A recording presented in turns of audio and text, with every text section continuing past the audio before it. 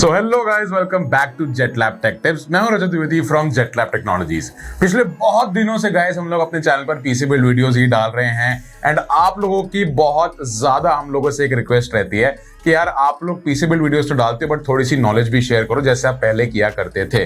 तो now guys हम लोग वापस आ गए हैं अपनी नॉर्मल नॉलेजेबल वीडियोस भी पीसी बिल्ड वीडियोस के साथ हम लोग डाला करेंगे ताकि आप लोगों को पीसी बिल्ड कंपोनेंट्स की, पीसी टेक इंडस्ट्री की सारी नॉलेज मिलती रहे ताकि आपका जो पीसी बिल्डिंग एक्सपीरियंस है या फिर पीसी कंपोनेंट्स चूज करने वाला जो डिसीजन मेकिंग है उसमें हेल्प हो सके। आपको ये पता चल सके कि कौन सा कंपोनेंट अच्छा है, कौन सा बुरा है, कौन सा चूज करना चाहिए या नहीं करना चाहिए। तो आज हम लोग आ गए हैं एक ऐसे पीसी बिल्ड के साथ जो कि हमारा one of the best gaming experience लेकर आया है। मतलब कि इससे ज्यादा बेस्ट गेमिंग एक्सपीरियंस हमने आज तक लाइफ में कभी नहीं लिया है। ना ही कभी इतने बेंचमार्क्स देखे हैं हमने, ना ही कभी इतने एफपीएस देखे हैं जो हमने इस सेटअप में देखे हैं। तो ऐसा क्या हम लोगों ने यूज किया है इस गेमिंग पीसी बिल्ड में जिसमें हमने मोर देन 200 एफपीएस जाते हुए देखे हैं in all kinds of AAA titles. तो सभी चीजों के बारे में बात करेंगे, लेकिन उससे पहले आप लोग कोई पीसी बिल्ड करना चाहते हो, आप लोग को अभी तक तो पता चल गया हो कि हमारा एक स्टोर है नेहरू प्लेस में। हमारे स्टोर पर आकर आप अपने लिए एक बढ़िया सा पीसी बिल्ड कर सकते हो। अगर आप दिल्ली से बाहर बिलोंग करते हो तो आप हमारी वेबसाइट के ऊपर जाकर भी अपना पीसी बिल्ड ऑर्डर दे सकते हो। हमारे कस्टम पीसी बिल्डर में जाकर अपना ड्रीम पीसी बिल्ड अपने हिसाब से कंपोनेंट्स पिक एंड चूज कर पीसी बिल्ड ऑर्डर कर सकते हो। इसके अलावा अगर आपको कुछ समझ नहीं आ रहा है तो हमारे ऊपर दिए गए नंबर 9650468554 पर डायरेक्टली कॉल या व्हाट्सएप कर भी अपनी इंक्वायरीज डाल सकते हो। गाइस आज हमारे पास आया है AMD की तरफ से उनका Ryzen 9 7950X 3D model.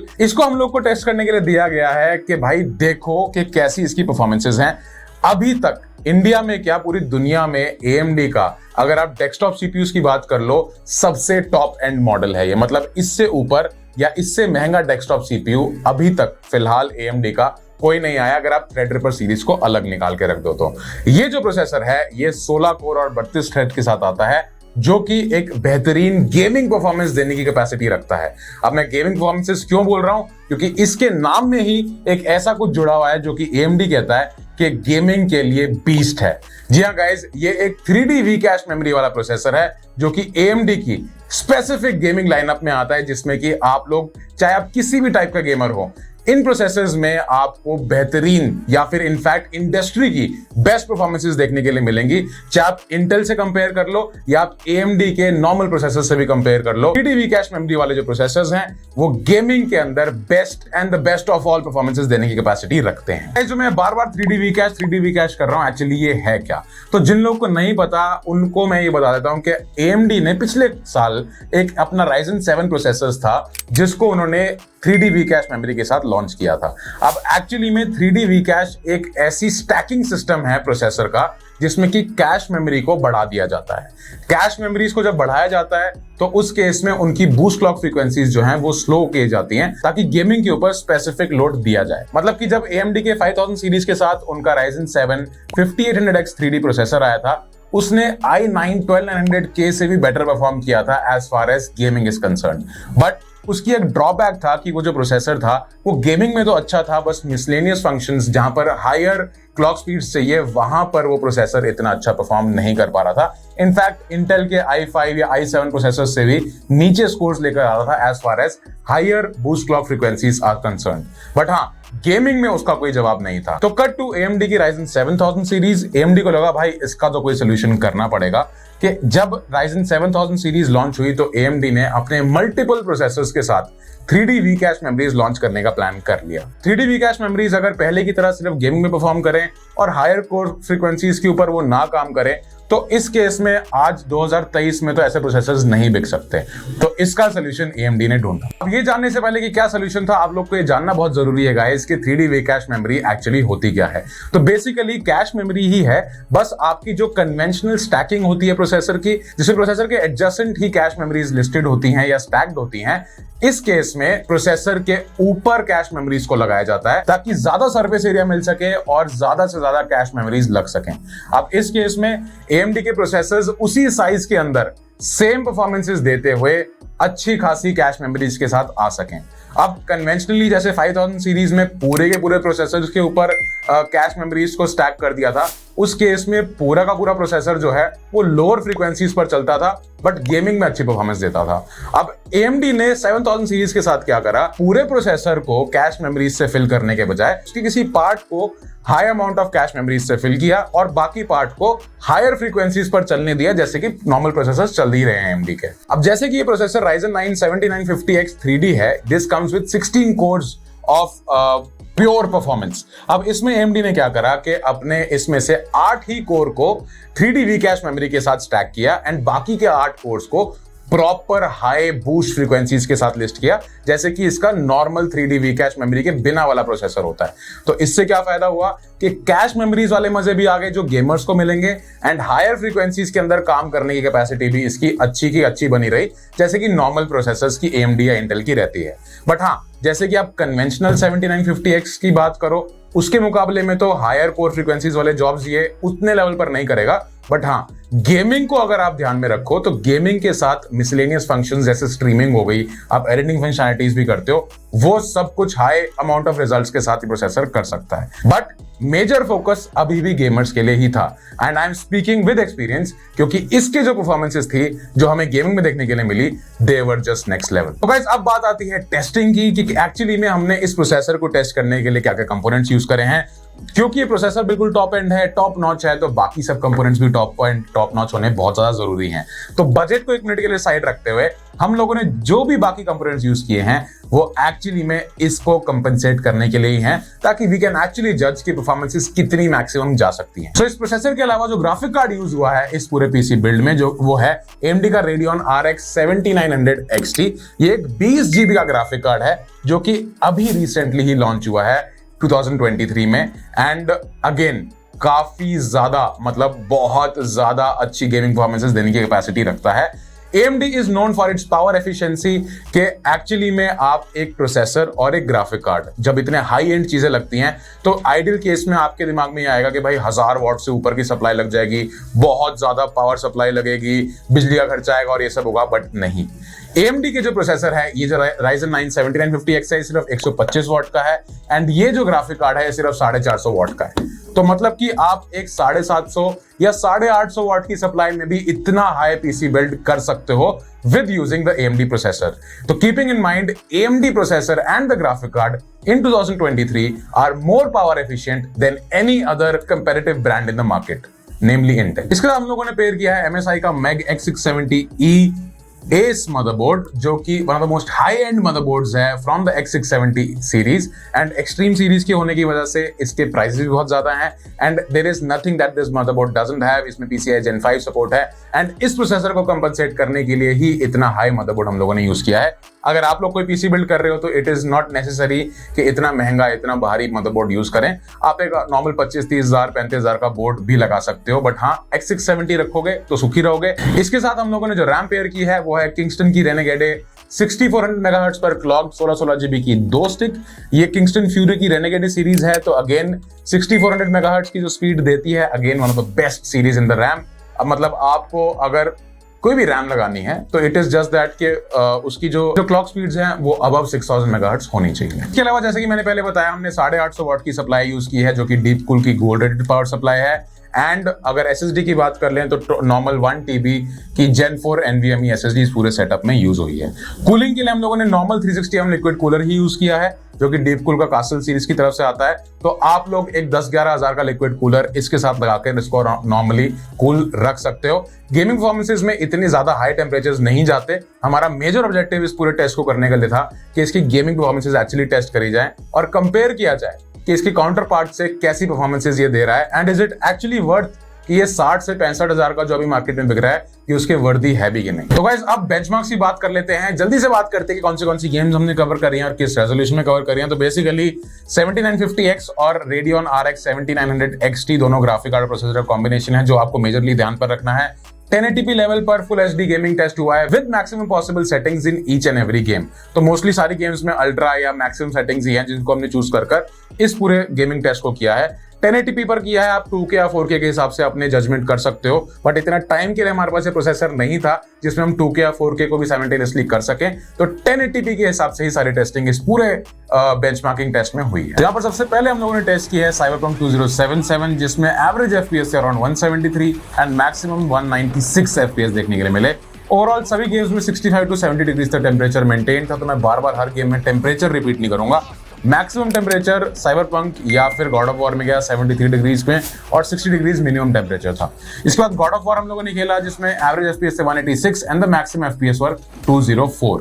Forza Horizon 5 in extreme settings maximum FPS जो थे वो 214 थे एंड एवरेज FPS से 191। तो आप देख लो भाई किस लेवल पर जाकर गेमिंग हो रही है with this kind of processor and graphic card. Far Cry 6 जो हमने खेला जिसमें एवरेज FPS थे 176 एंड द मैक्सिमम FPS वर 198। इसके बाद Red Dead Redemption 2 भी खेला जिसमें 168 एवरेज FPS थे एंड 187 मैक्सिमम FPS थे। Marvel Spider-Man Remastered में एवरेज FPS थे 166 एंड मैक्सिमम FPS थे 196। तो ऑन एन एवरेज बाकी सब गेम्स के मुकाबले मैक्सिमम में अराउंड 200 FPS देखने के लिए मिली रही। Star Wars Jedi Fallen Order के अंदर भी 139 एवरेज FPS थे एंड मैक्सिमम 195 FPS जाते दिखे। The Last of Us जिसके ऊपर पूरा टीवी शो भी बना है, गेम भी है, सब कुछ है, तो उसमें एवरेज FPS से 134 and the maximum FPS were 150। GTA 5 जो आपकी सबकी फेवरेट गेम है, उसमें एक बार होता है, मतलब कि चाहे आप कितना भी अच्छा सामान लगा लो एक लेवल से ऊपर FPS नहीं जाएंगे। तो यहाँ पर हमें मैक्सिमम 188 FPS देखने के लिए मिले एंड एवरेज FPS से 165। तो सभी गेम्स में on an average maximum 200 FPS के करीब देखने के लिए मिले एंड जो एवरेज FPS थे वो आपको अराउंड 170 से 180 के बीच में देखने के लिए मिले। 1080p जिसमें सभी गेम्स को उनकी मैक्सिमम पॉसिबल सेटिंग्स पर रखा गया। अब गाइस दिस शोज कि कितना पावरफुल ये प्रोसेसर है, कितने पावरफुल ये ग्राफिक कार्ड है कि आपको इस लेवल तक की गेमिंग करा सकते हैं without actually making a very high dent on electricity. मतलब कितनी एफिशिएंसी के साथ कैसी परफॉर्मेंसेस दे रहे हैं। At the same time graphic card की जो वैल्यू है that is around 90 to 95,000 rupees, processor की वैल्यू अराउंड 60 से 65,000 रुपए। तो मतलब आप मान के चल लो कि एक 2.5 लाख रुपए का बिल्ड है जिसमें आप इतने हाई FPS निकाल कर दे रहे हो। और हाँ, सबसे बड़ी बात इनका जो फॉर्म फैक्टर है, मतलब कि ग्राफिक कार्ड का साइज, प्रोसेसर एंड उनके साथ लगने वाले लिक्विड कूलर्स का साइज एक नॉर्मल कैबिनेट के अंदर आ सकता है। मतलब कि आपको एक हाई एंड हेफ्टी कैबिनेट नहीं चाहिए AMD का पूरा पीसी बिल्ड करने के लिए, तो एक नॉर्मल मिड टावर कैबिनेट के अंदर भी आप एक पीसी बिल्ड कर सकते हो। तो वो एक बहुत अच्छी चीज है। यूजुअली इंटेल 13 जनरेशन के साथ इन द i7 और i9 आपको एक बड़ी कैबिनेट लगानी पड़ती है जिसमें हाई एयर फ्लो चाहिए, बहुत सारे कंपोनेंट्स आपको लगाने पड़ते हैं, एक अच्छा लिक्विड कूलर लगाना पड़ता है ताकि वो इतने हॉट रनिंग जो प्रोसेसर्स हैं जो 175 वॉट्स पर चलते हैं वो एक्चुअली में ठंडे भी रह सके। बट इसके साथ जो कि 125 वॉट पर ही चल रहा है, इतना हाई या high and liquid cooling system भी लगाने की जरूरत नहीं है। आप 8-10 हजार का लिक्विड कूलर भी लगाओगे तो ये बहुत सैटिस्फैक्टरीली चलेगा। Coming back to the synthetic benchmarks, तो यहाँ पर सिंथेटिक बेंचमार्क्स हमने बहुत सारे किए हैं, but just to give you little disclaimer, synthetic benchmarks इन प्रोसेसर्स का जॉनरे नहीं है, इनका जॉनरे गेमिंग था, उसमें हो गया है। सिंथेटिक बेंचमार्क्स AMD ही क्लेम करता है कि इसके कन्वेंशनल 7950X या फिर i9 1300K से एट पार नहीं होंगे, थोड़े नीचे होंगे, बट हाँ उतना रहेगा कि आपको कंपेंसेटरी परफॉर्मेंसेस तो मिलेंगे ही, आप सारे के सारे सॉफ्टवेयर अच्छे लेवल पर चला पाओगे। परफॉर्मेंस टेस्ट सबसे पहले किया जिसमें CPU mark score were 62945, pass mark scores were 10907, CPU temperatures were 92.4 and the GPU temperatures were 71 degrees Celsius। इसके बाद Cinebench R23 स्कोर किया जो कि एक प्रोसेसर की बूस्ट क्लॉक फ्रीक्वेंसीज या हायर फ्रीक्वेंसीज को टेस्ट करता है कि उसके ऊपर प्रोसेसर कैसा परफॉर्म कर रहा है। तो यहाँ पर सबसे पहली बात, हम लोगों ने एक 10,000 का ही कूलर लगाया था और मैक्सिमम टेम्परेचर्स सिर्फ और सिर्फ 90 डिग्री गए हैं। तो उस चीज को बहुत ज्यादा इंपॉर्टेंस आपको देनी पड़ेगी कि जब हम एक i7 प्रोसेसर को भी टेस्ट करते हैं और एक 10,000 का कूलर अगर मैं लगा दूं तो वो in any case Cinebench R23 में अबव 95 या अराउंड 100 डिग्रीज टेम्परेचर शो करता है।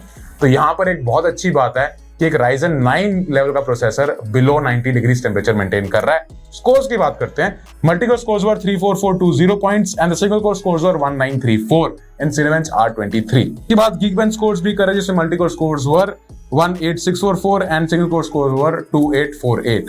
Temperatures were around 81 degrees Celsius. Again, amazing. Temperatures are actually amazing. This is something that I'm very impressed with. 3D Mark scores जिसमें time spy scores आते हैं, graphics performance का test होता है, processor के test होते हैं कि actually performances multi core and points के हिसाब से कैसी है। तो time spy scores were 23703, CPU scores were 16381, GPU scores were 25733 and the temperatures, GPU temperature was 67 degrees Celsius and CPU temperatures were just 72.6 degrees Celsius. इसके बाद guys 3D Mark में Fire Strike भी करके देखा हम लोगों ने, जिसमें scores थे 47397, GPU scores थे 60165 and दोनों का combined score था 19514. Temperatures were again similar, 68 degree for the GPU, 72.6 degrees for the CPU. इसके बाद हमने बॉटल नेकिंग भी चेक करके देख ली भाई कि CPU और GPU कंपैटिबिलिटी किस हिसाब से रहती है, कि आप इस प्रोसेसर के साथ इस ग्राफिक कार्ड को यूज कर भी सकते हो कि नहीं।